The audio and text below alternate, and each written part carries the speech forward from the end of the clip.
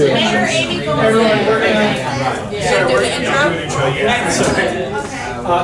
everyone, we're gonna go ahead and get started. It was good. So if everyone hasn't been here before, I see a lot of people who are regulars, but if you haven't been, this is a monthly event. We do it on a different topic each month. Next month, we're actually doing sustainable fashion, which should be really interesting. We're going to be doing how to make a garden the month after that that's more conducive to like pollinators and local wildlife.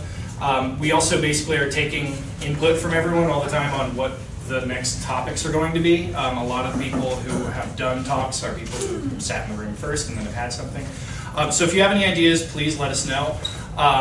Also, if this is the first time at the Red Bank Library, we have a ton of other great programs that we have going on. I put some of them in flyers over there. We do yoga 3 times a month. We do meditation, yes, there it is. But if you check our web calendar, we've got a ton of stuff up there. For tonight, the topic is going to be the role of fossil fuels in climate change, which is a big one. We have Amy Goldsmith from Clean Water Action. She's also with Empower NJ, which is doing a lot of pushing back on fossil fuel projects in New Jersey. And then we also have Lauren O'Brien, who is going to be talking from Pay Up NJ Polluters, which is a group that is trying to sue a lot of the fossil fuel companies for their role in kind of causing and exacerbating climate change. So it should be a really interesting talk, and so with no further ado, I'll let them go for it. All right. So hi, everyone. So I'm Amy Goldsmith. I'm the State Director for Clean Water Action. We're a national organization. We have 150,000 members. We knock on doors every night to get you to become a member, make a contribution, write a letter. And I live here in Red Bank. I live on the west side. So I love this library. My kids grew up in this library, so I'm happy to be here. I have done some other presentations here on composting and other things, but that's not what we're talking about today. So Empower New Jersey is a collaboration of organizations, Clean Water Action, Sierra, Environment New Jersey, Food and Water Watch, EU Faith Action, and there are 70 other groups that are involved in this effort. This is a picture of us at the State House protesting.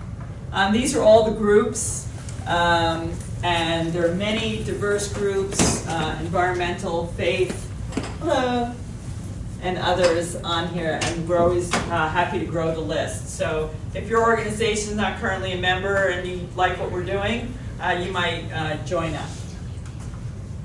So Empower New Jersey is about demanding no more fossil fuel projects in the state and to get our state aligned with the international policy to reduce greenhouse gases 45% by 2030. State policy is 80% reduction by 2050. We can't wait till 2050. We're all going to be burned to a crisp or underwater. So we want zero carbon, not net carbon. Zero carbon means we don't want fossil fuels. We don't want to be like, we're going to grow, we should grow trees, but we don't want to just grow trees in exchange for more fossil fuel projects. And also we want to prioritize closing facilities over time and making sure that environmental justice communities that are already feeling the greatest burden have all these power plants and projects going on in their backyard. We want to start decarbonizing those neighborhoods. So right now there are 15 fossil fuel projects being proposed in the state of New Jersey. The one that's closest to us is the Nessie pipeline. That's the one that you hear about a lot that goes into the Raritan Bay.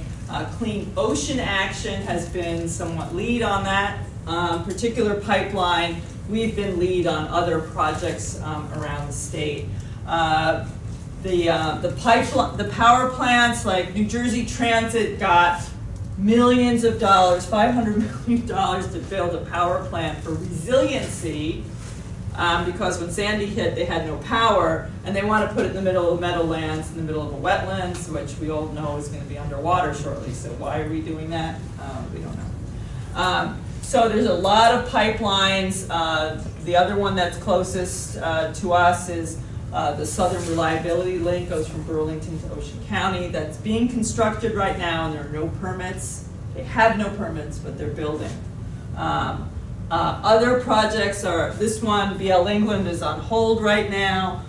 It was to connect the pipeline through the Pinelands. We stopped the pipeline through the Pinelands at the moment. Meadowlands is currently on hold. Seawarren was already built and turned on.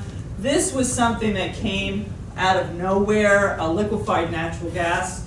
You know, for us on the Jersey Shore, we fought liquefied natural gas for years off this coast. So instead, they went to the Delaware Bay, where Steve Sweeney, who's the Senate president, who loves this kind of stuff, is trying to put it in his backyard. And this would be for export. These are things that, again, if you were part of these battles in the past, we don't want this stuff going on here, and we don't want export, right? Because that means it's just going to be this constant flood of gas, right? They already have some permits. This is on Murphy's watch, Governor Murphy's watch. This all happened under his time. And the Southern Reliability Link, there's court orders to try and stop it. The governor could take action to stop it. He has done nothing to stop it. So we're very concerned about where the governor is going. There's a master plan that came out just a few weeks ago. So there's an energy master plan. There was an executive order that went with it. And then Climate Pact is a, administrative order that the commissioner of the DEP signed. And so it's important to kind of follow these different documents. And the Energy Master Plan is sort of the blueprint of how we should decarbonize, but there's still incinerators in there and other things that shouldn't be there. This executive order and this thing called the Pact, there's a whole series of hearings that are coming up that you might want to be engaged in. So I'm just going to go over a couple of things about what's good about the Energy Master Plan and what's not so good, and what's good about the executive order and what's not so good.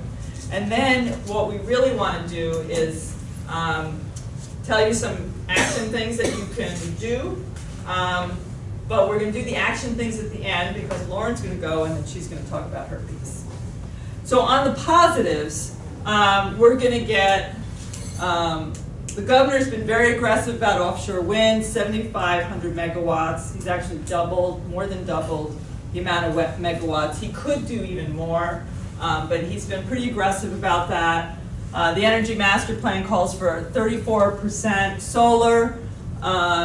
It calls for economy-wide carbon reductions, which is really important because electricity isn't the only source. In fact, 40% of our carbonization comes from transportation.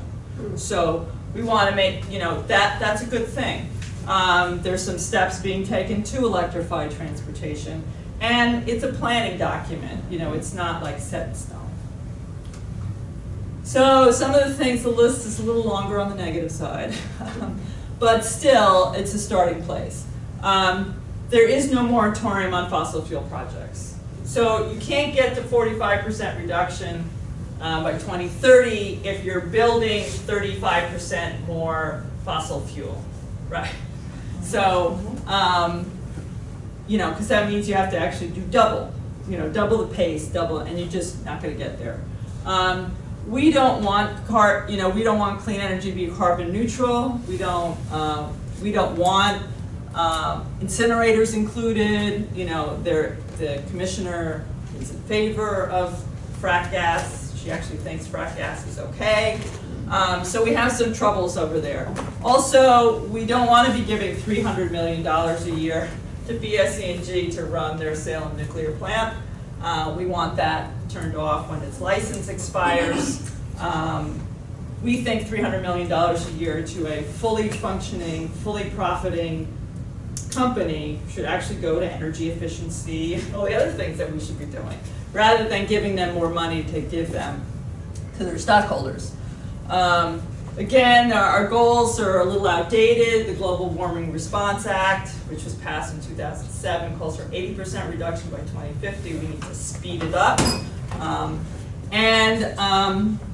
And they put a cap on solar. Hi. They put a cap on solar, so what happens is if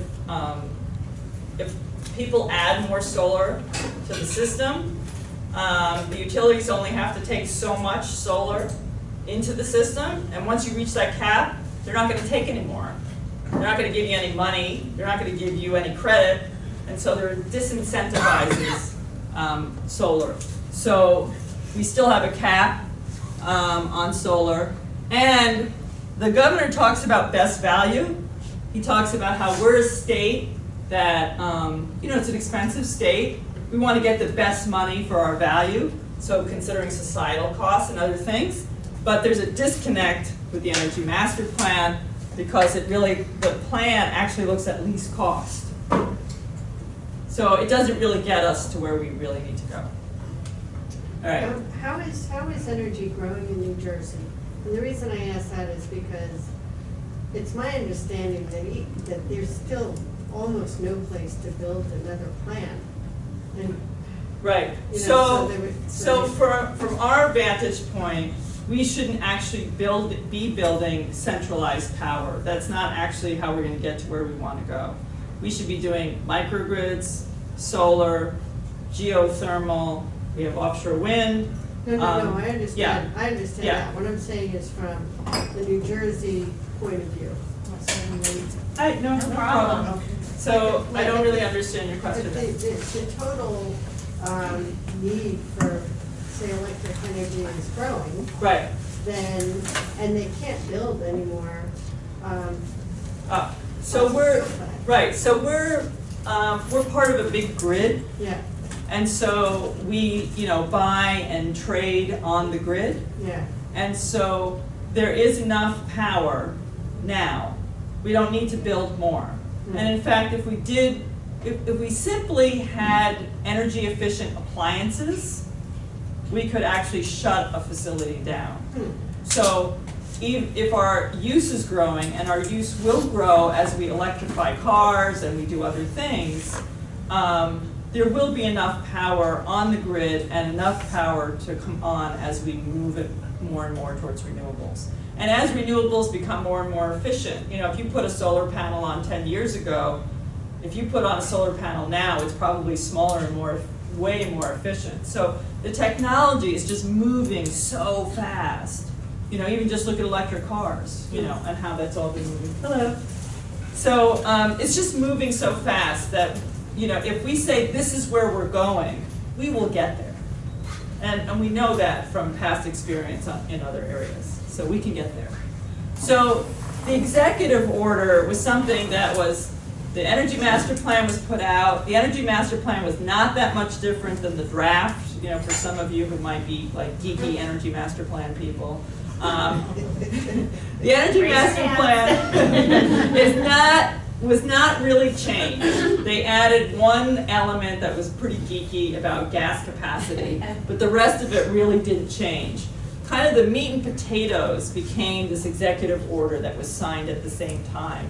The executive order actually directs the DEP, the Department of Environmental Protection at the state level, to do certain things that actually it's been told to do time and time and time again since 2005, but has not done it. And so those things that it's being directed to do again is to deal with not just CO2, which is what we often talk about, carbon dioxide, but to talk about these short-lived climate pollutants that are so damaging. So black carbon, which comes from diesel, soot from trucks, ships, transportation, trains. It also comes from boilers, things like that. Diesel, black carbon is basically almost exclusively responsible for the melting of ice around the world. It's like a big black blanket, and it just warms everything up and melts things. Besides the fact that it gets in your lungs and makes you sick and all kinds of things. Methane is actually 86 times more potent than CO2. So getting methane and black carbon out of the air, which are very short-lived, black carbon is very heavy, so it lands fast, right? It's not like CO2 that's like floating around in the air forever, right? These things, if we got rid of these things or controlled them in different kinds of ways, if we captured, off the leakage from the pipes and from the landfills and from our food waste. This would be really significant. And so the state's been directed to take action. The other is that they've been directed to consider climate in regulations. So they're gonna have to actually go back into the land use laws and to other things to integrate climate considerations, sea level rise and other things, permitting, land use permitting. These are things that they haven't really done in the past and they're being directed to do it. There is actually a schedule for stakeholder meetings. You could just get a cot and stay at the DEP for the next month and a half because they're all-day meetings. And if you're really policy geeky, retired, have nothing else to do, and you have smarts, go on over, carpool on over to the DEP. All right? So the negatives are, it has a 2-year timeline. This executive order and administrative order, they go hand in hand. It's a 2-year timeline. It does take a while to change rules. I mean, maybe the shortest you could do is a year and a half, but still, it's too long, too slow, right? It's a little bit too much discretion.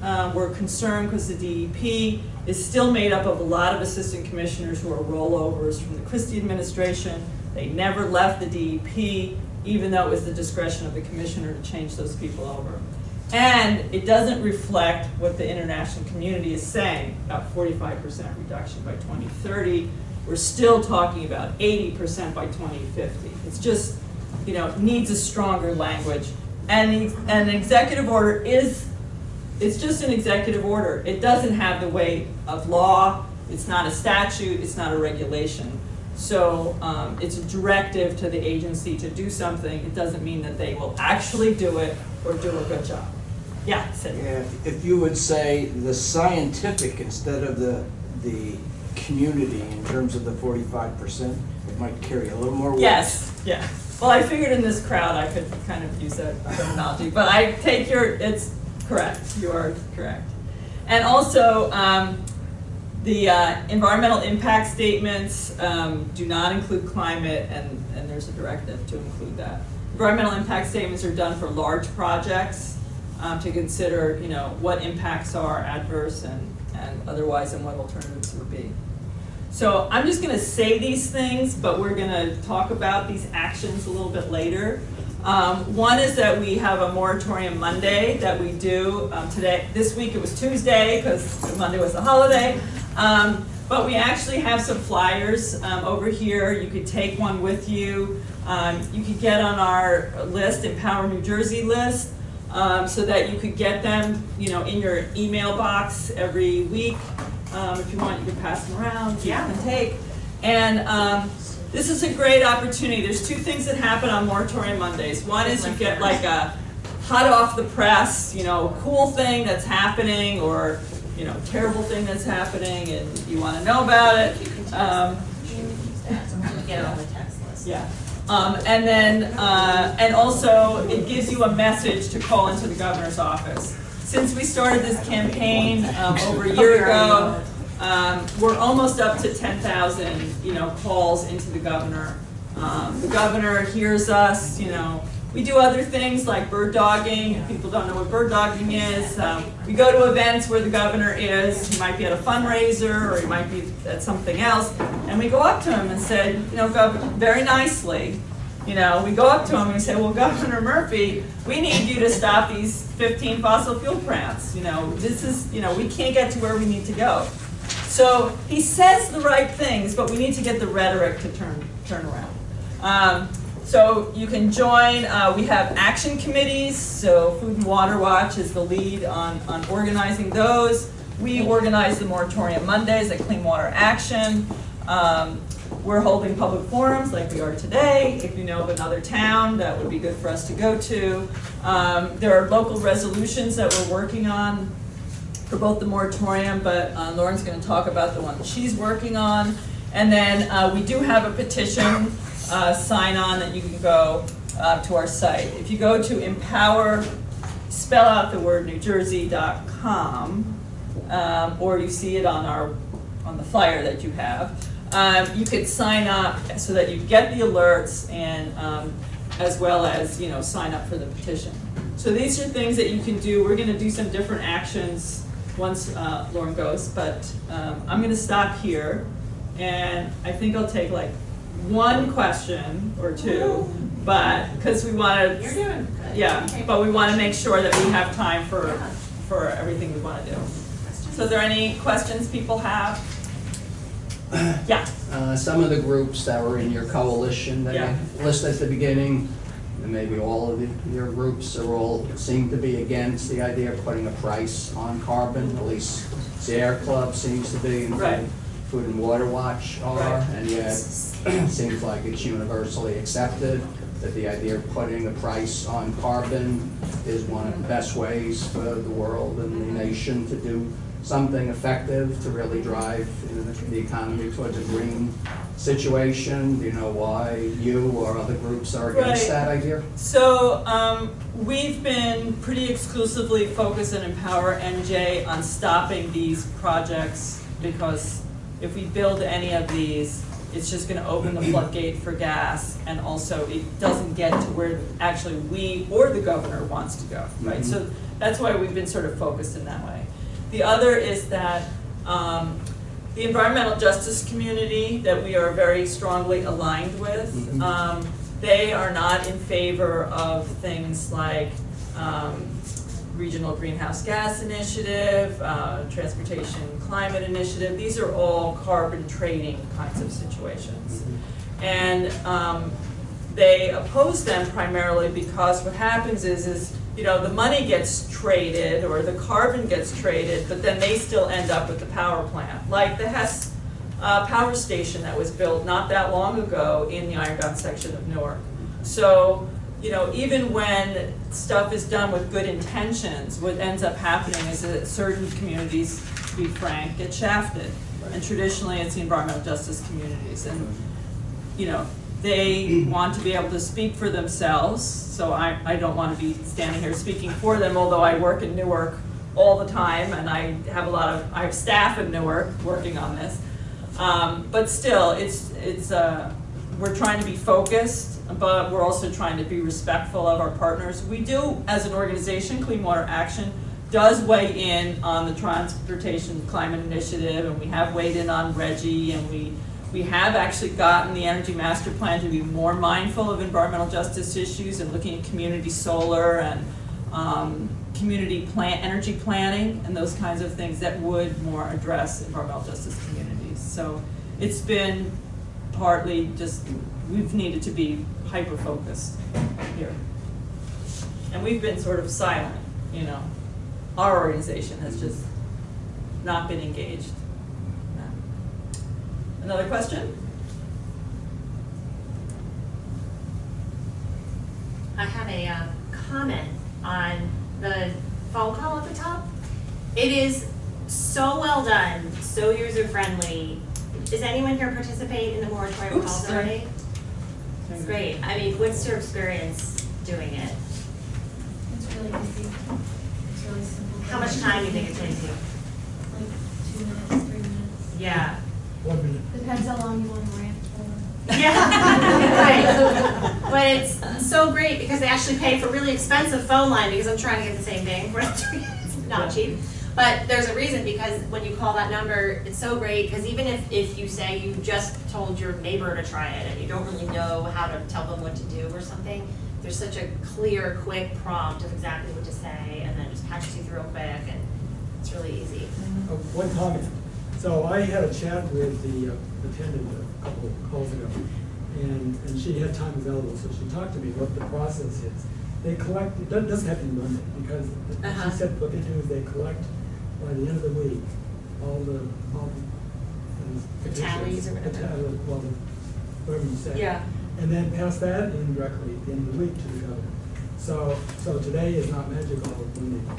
Yeah. But Moratorium it could be, Monday. when you Yeah. think of it, if Yeah. you miss Monday, try Tuesday, not today. Yeah, yeah. The other thing that happens, if you get on the list, occasionally there's another topic to include in the call. So for example, this week. Yes. Yeah, They you work wanna- hard you on wanna those explain themes it? every week. yeah. Go ahead. Yeah, Yeah. so there's a meeting, notes coming out of the people that control the Pinelands. Uh-huh. And their meeting said, oh, it's okay, and we don't want that to happen, so the governor can veto those meetings. And that was the second thing that was brought up on Moratorium Monday, which happened this week on Tuesday. You're right. And by the way, if you miss it, you call later in the week. Yeah, it's totally fine. You don't have to call on Monday. We're just trying to create our own, discipline to do it. Right. And it's Eric Benson and my organization who puts those out. Yep. Each of us take different roles, because no one organization can do it, so we each have different roles as a steering committee. And then we do meet, and we have some webinars that we do to help keep people who are out, fighting the individual pipelines and power stations, in touch with each other. So we do some meetings in person with everybody. We're part of the sort of the central, steering committee, but we keep, things moving. But there are other people who feed into the system. Yeah. What is the governor's logic in your view on why he says the right things, in my view, is doing some very good things, but is falling short in your areas? What do you think is stopping him? And can those reasons be addressed in some way? Right. So I think there's a few things. One is some of it has to do with money and where he gets support. New Jersey Natural Gas is an ally of the governor and has gotten support. New Jersey Natural Gas is very visible here in this part of the state. They're not the meanest, most rotten, company in the world, on a day-to-day basis, but they still use gas. That's their business, right? So I think one of it has to do with that. The other is that there's a lot of pressure from a lot of unions, Teamsters, pipe fitters, others who could be doing the right thing by training up to do the windmills and the da-da-da, like all the green stuff. But right now, the job that's here today is doing the pipelines and making the power plants and whatever. And so there's a lot of pressure on him from, the labor community. And so, I always say, somebody, long as there's work and they can feed their family, they don't really care what they're building. So what needs to accelerate is the opportunity to build the right thing for our future rather than building the wrong thing. So I would say, it's political money and alliances, and then tremendous pressure from the labor community. And to be honest, the legislature, is not the governor's ally. And so there's all this push, constant push, all the time. I have a little inside information. A group of us had a meeting with Sam and his wife. And, we asked questions like that. And she said there's a lot of pressure. But she herself is like us. She's a green person. She's a climate reality graduate on the board of directors, in fact, of the project, Climate Reality Project. Wow. And so she is a force for the governor, pushing the governor. So we really have an insider. You don't realize it, but we have an insider very close to him, pushing them to do the right thing. Right. And we've met with her as well and said, do you realize like with this whole issue of best value, least cost? She says, yes, we believe in that. I've got to tell my husband that so it's a little weird. It's a little like pillow talk, right? But she is in the right place. Yeah, here, and then if we have one more minute, I'll come back to you. But I just want to say that for years, I've been an advocate of natural energy. I speak it to my friends, to my husband, to my family. And just this last week, I said, what is it to make electricity and to bring it to the masses? And it's much, and I invite everybody to look into this. The power plants are the big thing that we should be talking about, not bringing everything to be green. Because once you bring it to be green, you have to convert electric. And to convert electric and store it are power plants. And that's what everybody should be talking about, because we're one step away. Batteries? Power plants. We're talking nuclear power plants. nuclear. We're talking, most power plants are run by coal.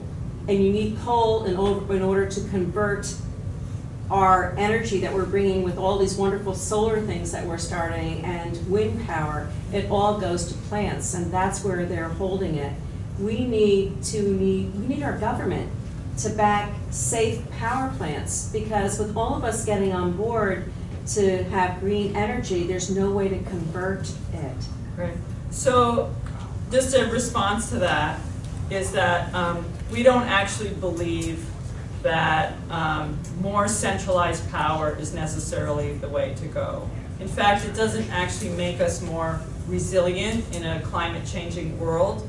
If a power plant or a power line goes down, then we don't have power in whole regions of the state. We know that from the power that was, you know, even the gas lines had to be replaced. You know, most of South Jersey, you know, along the coast, those pipelines had to be taken out and replaced because they filled with sand. So to try and adapt to a climate changing world, we need to adapt. We need to create climate changing solutions. And one of the things, you know, that's very interesting, you know, that we never really thought about before is if we had electric buses, we could actually make the buses storage. And the buses, when the storm comes, in contrast to what New Jersey Transit did, was they put all the trains in totally the wrong place and they all got flooded out in Meadowlands during Sandy. But if they actually moved the buses to high ground, then we would actually have storage. So there's a lot of really amazing stuff going on that would actually create the kind of storage that we need, because your concern is a legitimate concern. Will we have enough power storage? And I think the times are moving so fast, and the ingenuity and the inventiveness is happening. We're already talking about vehicles being storage now. That's not like, you know, in the distant future. There's actually transportation planning and energy planning that's trying to put those things together. And the Energy Master Plan actually does talk about some of that. So, Well, all right, then I'm going to stop. Okay. Yeah, go ahead. I was just gonna say, if the vehicles are storage because they have Yeah. batteries, Yeah. we could just use the batteries. Yeah. And put them on high grounds or put them in Right, that's, safe places. yeah. or There's just a diverse lot of places. really Yeah. amazing work going on around storage. Mhm. And that is kind of the Achilles heel. I mean, if we don't have storage, then we're not going to get to where we need to go. But that is moving along But quite still, rapidly. only Yeah. half of our storage is coal right now, and it's pretty much a third coal, a third natural gas, which is still fossil fuel, and then a third assorted. And Right. very little of it is solar, and very little of it is wind. Well, that is changing. So I'm going to stop here. I think your point is well taken, but that is changing. I think what we'll do is we'll make a shift here. Okay. And then we'll have time for taking action. Okay. So I'm totally inspired Oh, by you- Amy's PowerPoint. I think it's very pretty and really well done. But you're going to take it down because you have other things you're going to show. Yeah, and I also just want to say what a great group this is, because it's just fantastic to see people keep coming in. And I talked to a lot of you and you're from Red Bank, but there's some of you from out of town, like me, right? Who are from out of town. Yeah. So that's exciting. I'm Lauren O'Brien, and I live in Scotch Plains in Union County. Do any of you know where that is? My dad was actually born in Red Bank 70 years ago. And I haven't been here much ever since. But we go to 7 President's Beach every summer, and Monmouth County is part of my regular life and my family. So I'm here today representing Pay Up Climate Polluters. And I do not have a pretty PowerPoint, but, but I have some clicking around to do for a second. There is a sign-in sheet going around to capture all 20-something of you. And I just want to say that I know Matt did his due diligence, and there was an electronic form sent to some of you. And if you have it in your email, like if you have time to go to your phone and get to your email that came from Matt, there's an electronic form. Sorry, no, can I actually pick? Is this gonna like fall apart if I pick it up? No, you're right. I should squat in my whole presentation. Let's do it like this. Yeah. So I just want to make you aware that please take your time and fill it out if you want to avoid paper. Which one is that?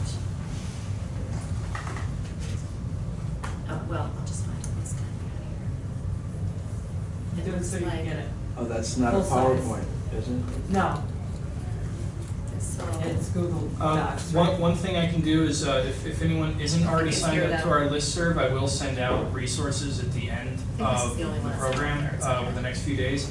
We have a sign-up sheet over on the table, so when you're heading out of the room, just You sign want up to over pass it there. around? Yeah, it was, all right, yeah, so It yeah, looks just make like sure you're on this. there. And if not, I have paper versions, but just to let you know that I will be bringing this up, so if you wanna get your electronic version, please do Does that. anybody need a paper version? You want this now or I later? won't think you're not paying attention. Yeah, that might be good for people to have it now. Okay. I mean, make yourself useful, Amy, you slacker. If you have electronic, it's easier for her, because All right, so yeah, I apologize, I don't have a, Okay. Amy has more staff than I do. Not much more. I don't have I any don't staff, it's just me. Okay, so who am I? Okay, I don't have staff on the ground, but I do have a bunch of teams behind me. So I just want to give you who everybody is and how we're funded and everything. It's important just to, who am I? Stranger from Scotch Plains. So I'm a New Jersey campaign director for this national nonpartisan campaign. Okay, I'm going to say that so far. We are funded by NJWEC. Any of you familiar with NJWEC? So they are the, they're also known as, sorry.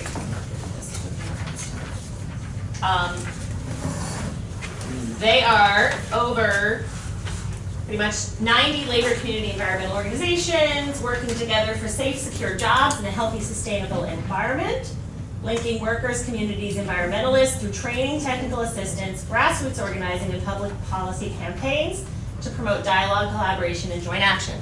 So they got the grant to hire me to bring this campaign to New Jersey. They are the funders. And I would be amiss if I didn't mention them. So where we come from, Climate Polluters, is from the Center for Climate Integrity. Can you guys see the slide from here? Okay. Which comes from the Institute for Governance and Sustainable Development, which works to promote just and sustainable societies and protect the environment by advancing the understanding, development, and implementation of effective and accountable systems of governance for sustainable development. And you can see Center for Climate Integrity here is focused on the legal analysis aspect, climate science expertise, community engagement. Oh, Sorry. thank you. We're trying to make it like full screen, like the Yeah. slideshow, so Yeah, it makes it I'm a little easier. so bad at this for stuff. people. I'm I'm sorry. not totally sure how to do it with, And this is just to get who's behind everything. But, so Center for Climate Integrity was born in late summer 2017, and Pay Up Climate Polluters came with that. And what they do, the entire focus, it's very narrow focus, is holding the fossil fuel industry accountable for their share of climate costs. And we're gonna talk about what we think climate costs means and expand it to mean a bunch more stuff than you even thought originally. So, this is where I come in. So we're as far as, we have a research team in Alaska, we have legal counsel and a campaign director in DC, our press secretary is North Carolina, our senior advisor is Judith Enck, who ran Region 2 of the EPA under President Obama for 7 years. So I'm on the phone with her every week, and she advises us on a whole bunch of things. And so currently, I just want to give you the gist is that we have, well, they're not all under Pay Up Climate Polluters, but there are 14 cases throughout the United States where lawsuits are happening. The only state that has filed for this, for fossil fuel industry for climate damages, is the state of Rhode Island. And they've succeeded at keeping it in state court because previously the fossil fuel industry has been really good at kicking it to federal court, which means that basically it just gets kicked out to the Clean Air Act, and the EPA kind of loses state jurisdiction. There's not a whole lot you can do with that. So state of Rhode Island has succeeded. There's also cases in New York City, in Boulder, in Baltimore, Honolulu and Maui just signed on, so counties are filing, individual cities and towns are filing, not just at state level. Okay, so ultimately, what I want to get from you is what the impacts are around you. So just like, I want to have a little bit of a conversation about what you're seeing, either locally or in New Jersey, not even in the world, but just try to zero in for me, just for interest of time, because we're focusing on state issues. What are you hearing about? What do you see? Just throw your hands up and start telling me some climate stories. Lots of overcast days. Okay. More precipitation or heavy clouds. Okay. Nancy? Waiting for snow. I know. Like, how many times have I worn short sleeves outside this month? Okay. Anybody else? Yeah. I live in the woods and have a big creek quite a ways behind me. Mm-hmm. And then there's people the other side of the creek. The creek has been eroding banks now recently for a few years. Mm-hmm. And so that these majestic trees that are probably like 80 or 100 feet high, really, really big trees, are falling, like they're being eroded now, just now, in the last, 20 years probably. So that probably every year, a couple of trees that I can see have come down because of the erosion. Wow. That's recent. They have been there for maybe 100 years. Wow. They're losing their ground, literally. Yeah, and beach erosion is a huge issue, especially, as you probably know, in eastern Monmouth County. We were in Long Branch last week, and that was a huge discussion. And the cost of beach replenishment, and then the story of, well, should we be doing this if it keeps happening, and restoring living shorelines. Yeah. The Navesink River right behind us used to freeze, and they ice boats would sail on the river. And that's a couple years ago, I guess, for a short couple days, but it's getting worse and worse. They really can't sail anymore. Just curious if your temperatures have changed. I don't know the Navesink, so I don't know. I mean, I know that over 200 municipalities, and we have 565 in the state. Over 200 of them are tidal waterways attached to, which is really significant when you think about. Hey, that's why we're like third highest in the nation in flood insurance. But I was curious if, I know that our fish have traveled further north in the ocean. Our oysters have depleted, and what that's doing to the ecosystem, and certainly Rutgers has a huge department on that. I was just curious in the Navesink if you know if the ecosystem has changed with the temperatures. So I'm not positive. And I've only been here for a few years, but there are a ton of jellyfish in the Navesink, which I don't think. Yeah, we didn't. And is the Navesink connected into? It is. Okay. Yeah. Well, there are less mussels. I mean, I surf, and so I go out and I hate walking over the mussels. Well, I haven't had to do that much in the past couple of years. It's interesting. Yeah. And it's really, how many of you have gone onto the Rutgers Climate Alliance website? I really recommend it. They have little videos that are just so impactful and just fantastic. So the one on oysters, so interesting because they talk about just how their shells are different now and just the thickness of the shells and what that does to the ecosystem and the difference in salinity versus alkalinity of the water. I mean, we actually are planning a press conference in Keyport, and they used to have an oyster industry, and it was basically just killed off from stormwater pollution and just pollution in general. And I think no one's escaping stormwater pollution around anywhere in New Jersey because you're talking about the overcast, right? And the fact that there is more intense rainfall, and so it's carrying trash with it and, runoff and polluting waters and then getting into the wetlands and all of that. So that's a huge issue for everyone. But I would love it if you could really zero in and share. And the reason why is because we need to collect these climate stories from all over New Jersey. I mean, we hear something that affects everyone too, but you might not realize is crop production. And so I was in Montclair not too long ago, and I don't remember the name of the organization right now, but they're real food experts, and it was just really scary to hear about how climate is impacting our agriculture.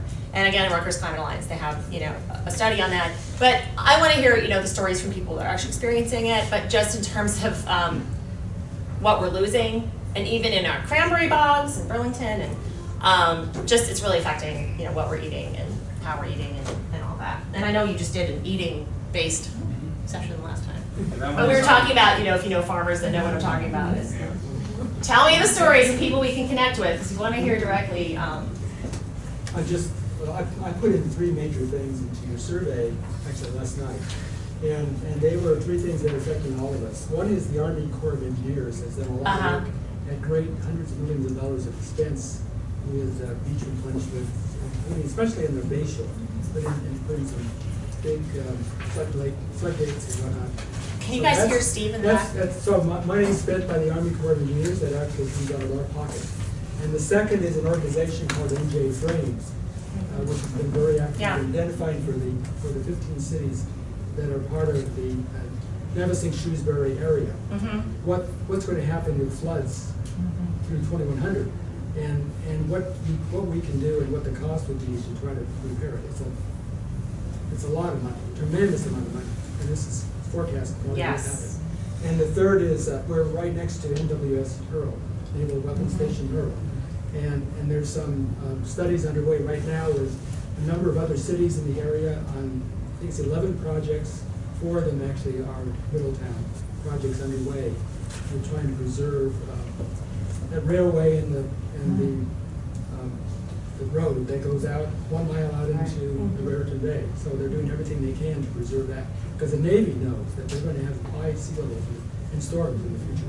They suffered a lot during Sandy. Well, at the last meeting that we were at, you know, we asked people in Seabright, like, how long do you think you're going to be there? And they were like, maybe 10 years, we'll be gone. Right, and from looking The fact that they're at talking about, sea level rise, only talking about like 10, and they just rebuilt all of Seabright. Yeah. Makes you really wonder. so, yes, and we have a campaign going on in Miami. And I mean, talking about rebuilding, right? I mean, it's like, let's talk about this before we develop. But on the Jersey Shore too.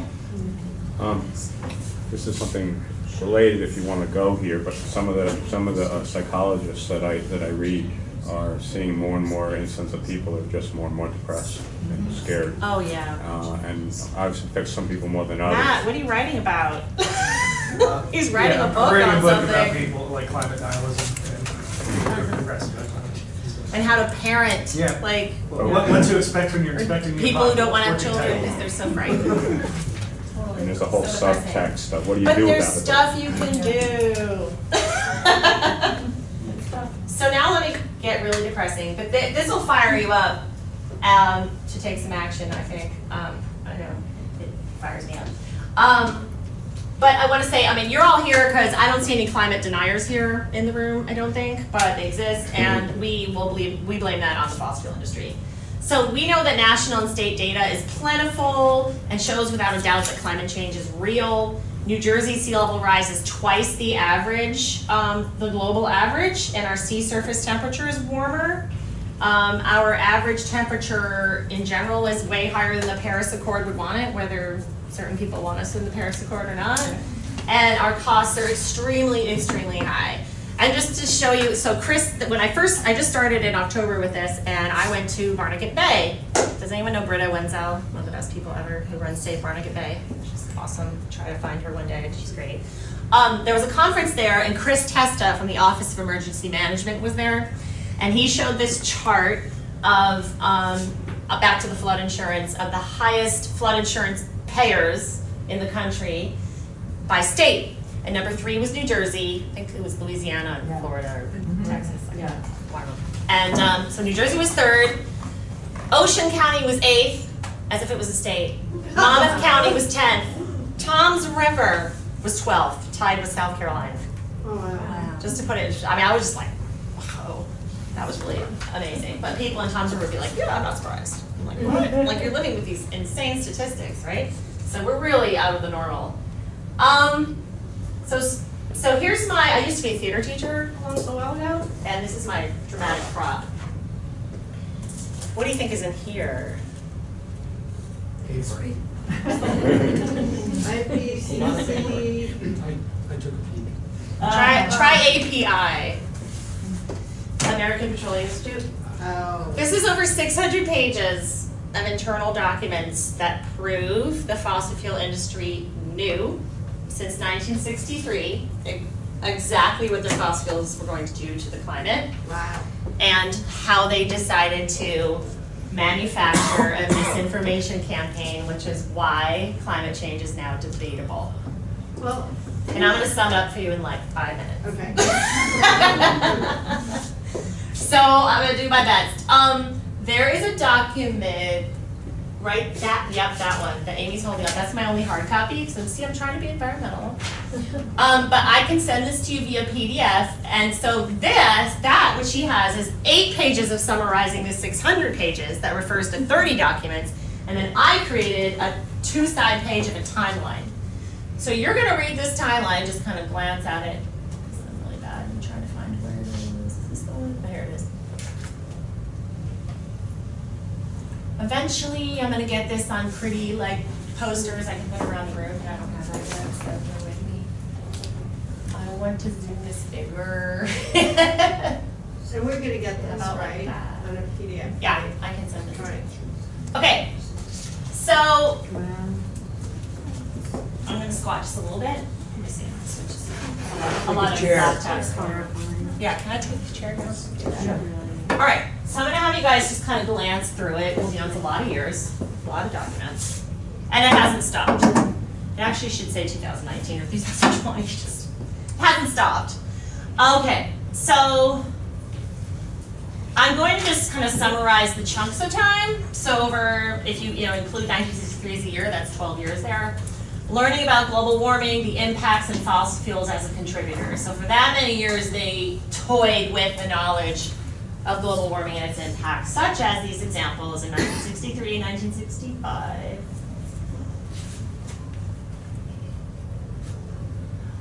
Tell me if I'm going too fast.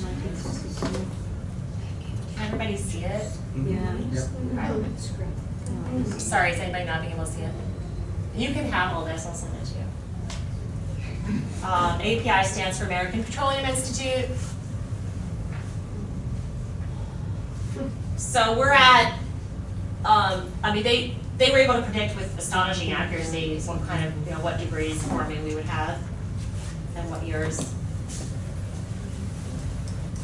1974.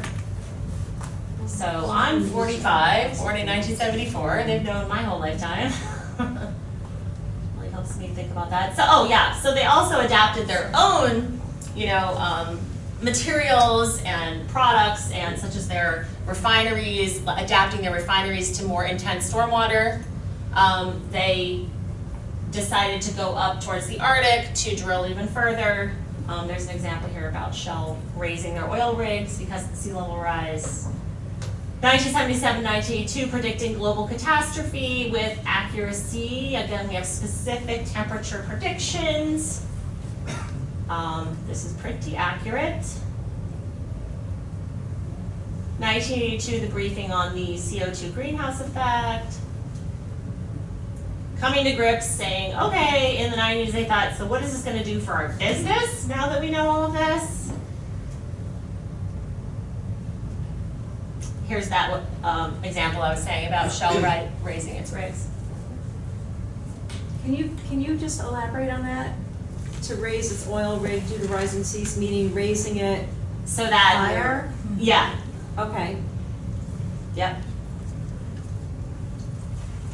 I should find a link to that article and put it there. So pivoting to denial.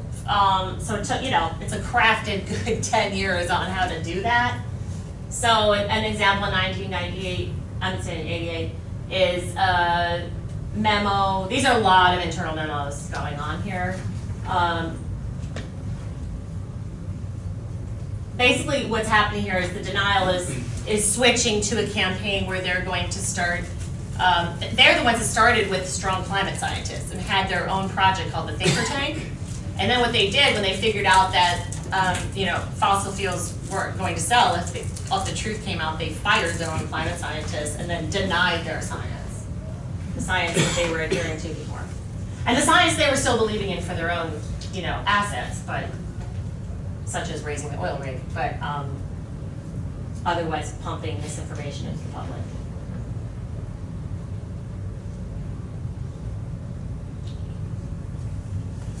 So this really stands out for me is that in 1998 a campaign, headliner came out, victory will be achieved when the public understands the uncertainty of climate science And when so the Kyoto Protocol, just the year before, had mandated the reduction in fossil fuels, and so they wanted to prove that people and they were out of touch with reality. So we're talking about putting about $30 million into this campaign, and like taking articles out in the New York Times every Thursday for years and years with anti-climate scientist statements. Did anyone happen to see, it was in October, there were hearings in the House of Representatives with some of the same climate scientists they had hired back decades ago, and they were in front of the House, and the difference in the way that, the different parties interviewed them and trying to backtrack for climate science. It's very interesting, so it happened. Well, also too, in between some of the climate scientists was Mark Morano. I don't know which one is which, but he's part of the marketing around causing doubt. Like he's the magician of doubt, whatever.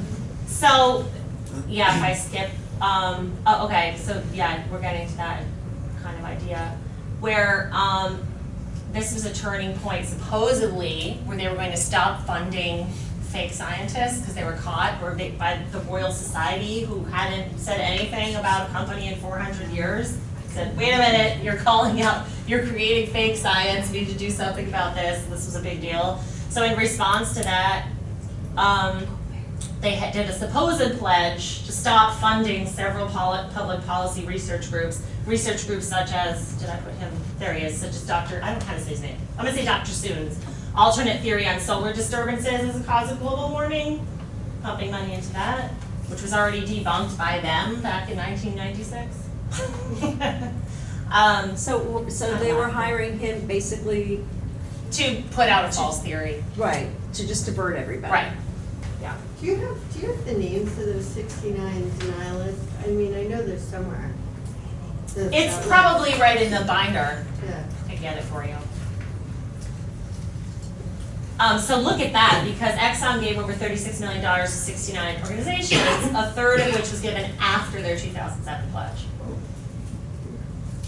And then think some current activities, like Shell issues a Better Life with a Healthy Planet report that seems to promise a pathway to net zero emissions with a disclaimer that says there's no immediate plans to move to this over the next 10 to 20 years. And in 2019, the latest is Exxon's Energy Outlook to investors aims for a 25% increase in global oil and gas production. So it's a lot to take in. Once New Jerseyans find out about this, Yale and Rutgers polls show that 62% want to see them pay up. And people often say, well, what about me? I have, fossil fuels in my car, or commercial fishermen will say, well, I use fossil fuels in my boats, but think about it's not just a coincidence. I mean, we've been basically set up to use just fossil fuels for this many decades. I mean, it's not like you have all these other options right now, right? And they decided not to invest in alternate energy, which they could have, but we're not holding them even accountable for that. We're holding them accountable for lying for 50 years and not telling people the emergency that we're in. Right. So what does this look like? We are asking Attorney General Grewal to file litigation against the fossil fuel industry for climate damages. And I just want to tell you that we're in a different time now because of the element of attribution. Have any of you ever heard of Richard Heed or the Carbon Majors Report? I'm going to stop just a second. So this is just one example of a source, and there's other sources such as organizations we work really closely with Union of Concerned Scientists. Sorry, I keep getting in your way. No. And the corporate 350.org, Corporate Accountability, Greenpeace. These are examples of organizations that actually can attribute fossil fuel emissions to track them back to certain companies. And the Carbon Majors report shows that it's, I'm doing it again to you, top 20 investor-owned and state-owned oil, gas, and coal companies. And if you look, their work is mostly on attribution, on how do you measure, what these companies have produced. So we have data now, and we have data to associate, you know, fossil fuels contributions to hurricanes and to flooding, and the science is coming out and is there. We think that without a doubt that fossil fuel polluters must be held accountable, and you know, the head of this campaign from Union of Concerned Scientists says, well, BP cleaned up their oil spill. What makes this any different? And you know, the thing is that taxpayers don't know that they're, I mean, you have federal tax money, all of the money that is going into, the Army Corps of, what do they call it? Army Corps of Engineers, and the seawalls going on in Monmouth County that are just so expensive. It's coming from federal dollars. So who's to say it's not like someone in the middle of Ohio is paying for our stuff out here, and they don't even know it. So taxpayers are paying for it all, and they are paying for none of what they cost. So that's what we're talking about.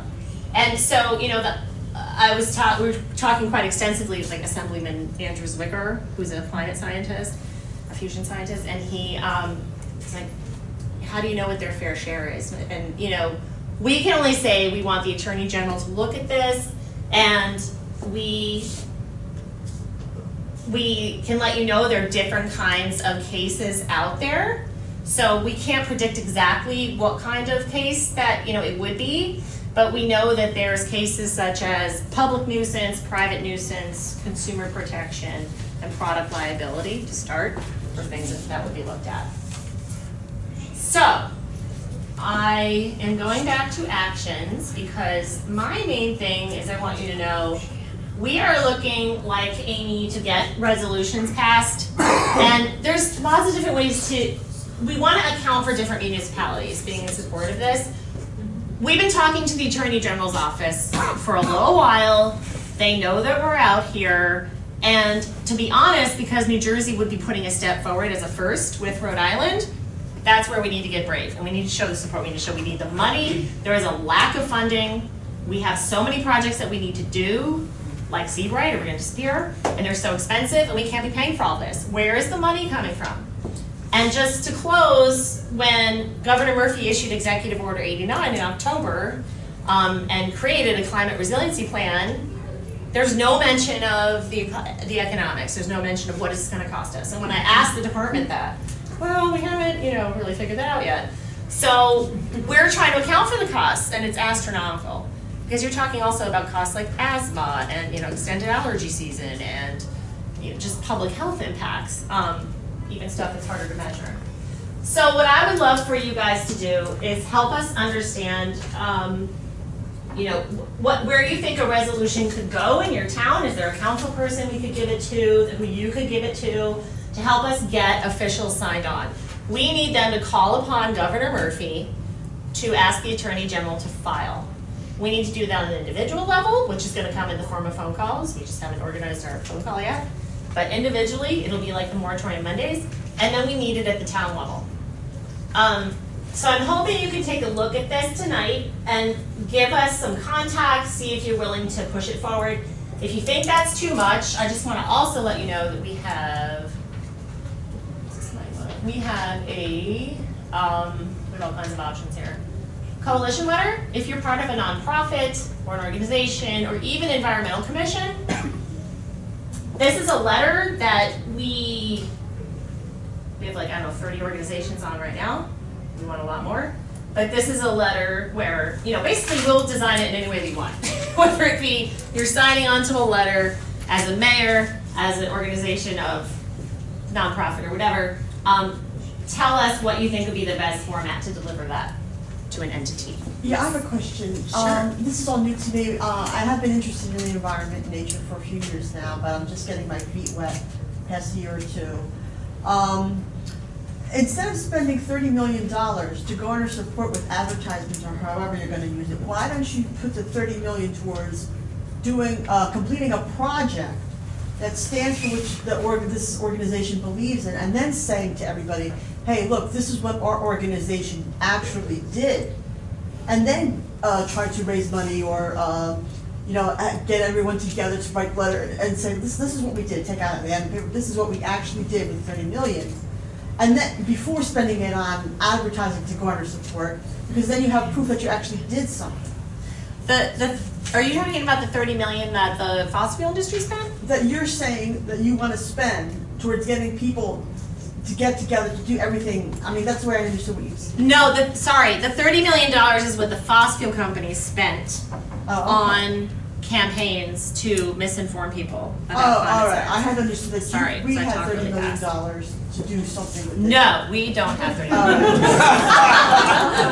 I There'd wish be we more did. than one person per staff. All right. No, I'm sorry. That's what they Oh, spent. okay. I Minimum. misunderstood what It's you more than that. So But the I rest just- of her idea is pretty interesting. I'm sorry. The rest of her Well, idea is because you said interesting. you don't know what the cost is to do everything you need Uh-huh. to do. Yeah. You go into like the billions or To whatever. assess the cost Right. of climate. Of all the different costs of what to do in different parts of the state. Yes. Okay, so.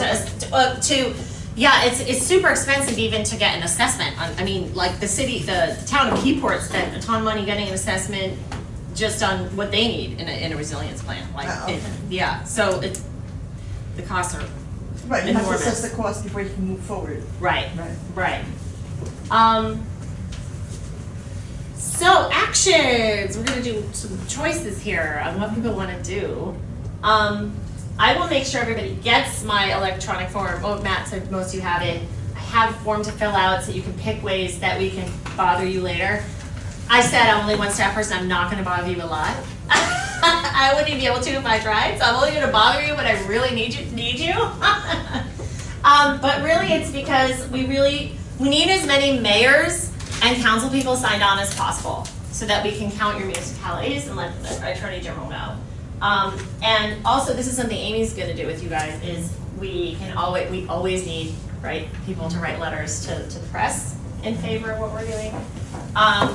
If you want to speak about a climate story or experience at the press conference, we'll let you know when that's scheduled. And I just want to let you know the last thing, or two more things, is that we also have a state level resolution happening after March 26th, but I'll let you know about that after a Trenton press conference on March 26th. It's at the state level, sponsored by Assemblyman McKeon, Assemblyman Hawley, and then Senator Weinberg and Senator Ryan. And this is a conference happening at Monmouth University to talk about all the legal questions. We're getting Senator Gopal and Zach McHugh from Cory Booker's office and these panelists to talk about all this scientific and legal policy stuff. So I'll make sure you all have this, and please try to get, please bring friends, it's gonna be really interesting. Try to convince your mayor to go. You'll get all this stuff. Amy, now you start talking. All right. So, did you have a question first? Go Yeah. ahead, and then I'll do a few things. Do you know what the basis of the lawsuit in New York that got thrown out or dropped? I mean, it seemed like New York State Yes, that tried was- to do something very similar. The state of New York did a shareholder fraud case Okay. that did not go well. Yes, it's not that specific thing. The other part, Yeah. if we were successful, or you were successful with this, what would the money go for? Oh, I love that question. And who would determine what? We're the money- hoping it turns out like big tobacco. Okay. I mean, so it was, what happened there is it snowballed, so many states started to file, it became a federal settlement, and then the money went back to the states, and the states then have to decide how it's used. So this is interesting, I talked about this last week. I stopped at getting the Attorney General to file. As a campaign person, I would say, part of the deal should be that we have to tell our representatives in our government, and I would think the state, the climate resilience DEP department, how that money should be used. So it doesn't just end up in general operations or something, it ends up back in projects. So there's a whole variety of ways that big tobacco money was used. Right. And it came from constituents making noise and telling them how they wanted it to be used. Good question, All right, so just a few more take action items. So Please. something close to home is to go to that conference, and you're gonna get like a full packet from Lauren, so you don't, if you didn't catch it all, you will get have it. You will have it. Just a few things here. We have our 34th annual conference coming up. It's April 4th, and we like to put together making democracy work and equity along with our environmental work. And so we actually are having people come to talk about the census, redistricting, the budget, so how these all are connected to the work that we do on the environment. There is a connection. If we don't have a good count, then we don't get the federal dollars. We don't have people represented where they should be represented. So, and then we're doing, we're calling it like speed dating, but it's speed dating on climate. Nice. So we're going, you're going from, instead of sitting in a workshop, you're actually going from station to station. It's a great conference. It's an opportunity for you to meet other people from around the state. So if you want to take a save the date card, you can, or you can go on our website. And we have scholarships, and we are having, there's opportunities for students and others. We do have, people would like, this is our legislative priority. It's more than just climate, but it is our state legislative priority. So if you want to get an idea of the issues that we're working on. And one thing that, Red Bank has been great on doing this, and there's great people in this room, like Nancy and others who made this happen on plastic bag ordinances. But it's really important. On one hand, people say, oh, plastic bags is just about litter. But actually, and on the ocean, and microplastics and stuff, it's not just about that. And just that is enough to make you want to do something, right? But what's really important is to understand the connection between plastic and fossil fuel. You don't have plastic without having fossil fuel. Mm-hmm. Fossil fuel is the feedstock for plastic, right? So, and frack gas is particularly the feedstock for plastic. So, we should make plastic for things that are really important, for, it's either durable, like in a car, or, the seats you're sitting in, or, something like you need, the IV that goes in your arm, right? We should be making plastic for the things that are really important to us. We should not be making plastic for single-use plastic bags that rip before you even get into your house, right? So there is legislation that is stalled yet. We just met today again with the speaker's staff. They're bickering over, well, I don't know, should it be 1 year, should it be 2 years? Should it be both fiber and plastic? Should it be plastic only?